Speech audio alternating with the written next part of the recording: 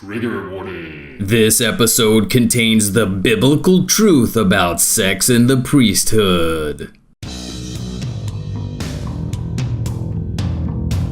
Hello and welcome to Really Bible, the show that challenges you to read that Bible.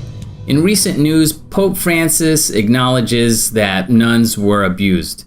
They were victims of sexual assault by priests and bishops. There was even a case in which the clergy kept women as sex slaves. Some women had forced abortions, while others had children fathered by priests. The abuse was reported as global and pervasive. Priests in Africa preyed on nuns because they believed they did not have HIV. Per the Vatican, it is the responsibility of local church leaders to sanction priests and care for victims. In very rare cases, the abuse is prosecuted in civil or canonical courts. Lord Acton said, "Absolute power corrupts absolutely. We need leaders, but giving anyone unchecked power is dangerous.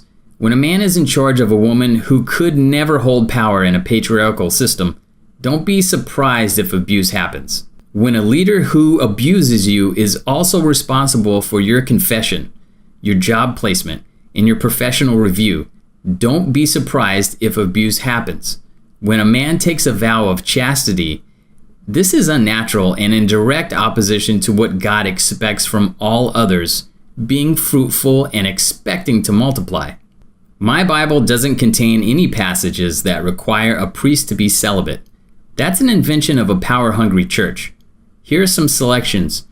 This one's from 1 Timothy chapter 3, verses 1 through 12. Now a bishop must be above reproach, the husband of one wife. He must manage his own household well, keeping his children submissive and respectful in every way. Also, let deacons be the husband of one wife and let them manage their children and their households well.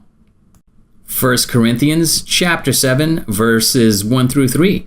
Now concerning the matters about which you wrote, it is well for a man not to touch a woman, but because of the temptation to immorality, each man should have his own wife, and each woman her own husband. The husband should give to his wife her conjugal rights, and likewise the wife to her husband.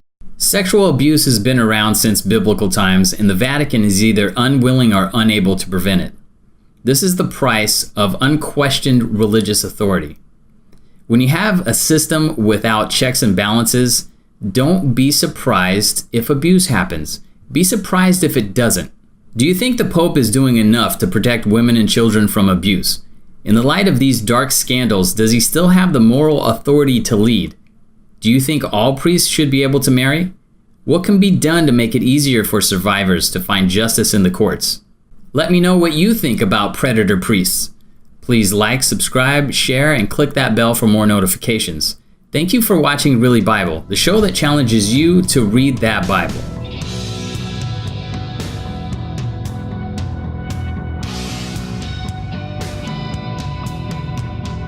Oh, right. So the devil made you do it, did he?